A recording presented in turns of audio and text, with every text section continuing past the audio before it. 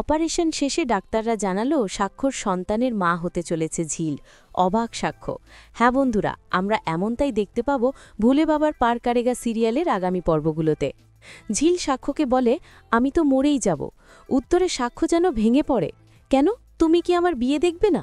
কিন্তু ঝিলের বিশ্বাস সে আর থাকবে না, আর স্বাক্ষরের তো চৈতি ম্যাডামের সঙ্গেই ভবিষ্যৎ ঠিক করা আছে। এই নিয়েই দুজনের মধ্যে আবেগ ঘন কথোপকথন চলতে থাকে। এরপরে ডাক্তার আর নার্সরা এসে পৌঁছায়। সাক্ষ্য ঝিলকে শান্ত করে বলে এবার তাকে আনাস্থেশিয়া দেওয়া হবে, তারপর অপারেশন শুরু হবে। ইনজেকশন দেওয়ার আগে সাক্ষ্য ঝিলের কানে কানে বলে, আই লাভ ইউ ঝিল, ইউ আর মাই ওয়াইফ। এই কথাটা শুনে ঝিল নিঃশব্দে স্বাক্ষরের দিকে এক দৃষ্টিতে তাকিয়ে থাকে। পরে ডাক্তারের প্রশ্নের মাঝে ধীরে ধীরে ঝিল অচেতন হয়ে পড়ে, আর সেই খবর সাক্ষ্যকে জানানো হয়। অবশেষে সাক্ষ্য সহ বাকিরা মিলে ঝিলের অপারেশন শুরু করে দেয়।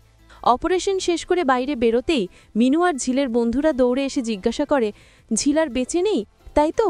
সাক্ষ্য দৃঢ়ভাবে বলে, আপনাদের কেন মনে হচ্ছে ঝিল বেঁচে নেই? আমি কি একবারও এমন কিছু বলেছি? ঠিক তখনই নার্স এসে জানায় ঝিলের জ্ঞান ধীরে ধীরে ফিরছে। সাক্ষ্য দ্রুত বলে ওঠে, তাহলে ওকে কেবিনে পাঠানোর ব্যবস্থা করুন। নার্স জানায় তার ডিউটি শেষ, কেবিনে কেউ নেই। সাক্ষ্য বিনা দ্বিধায় বলে, কেউ না থাকলে আমি থাকব। নার্স একটু লজ্জা পেয়ে বলে সে ভুলভাবে কথাটা বলতে চায়নি। এরপর ডাক্তার রিপোর্ট নিয়ে আসে এবং সাক্ষ্যকে জানায় যে ঝিল প্রেগনেন্ট, সে মা হতে চলেছে। যা শুনে তো একদমই আকাশ ভেঙে পড়ল সাক্ষ্যর মাথায়। তো বন্ধুরা, ঝিলের পেটে সন্তানের বাবা কে? সাক্ষ্য নাকি অন্য কেউ? জানাতে পারো কমেন্ট করে। পরবর্তী আপডেট পেতে এক্ষুনি চ্যানেলটি সাবস্ক্রাইব করুন।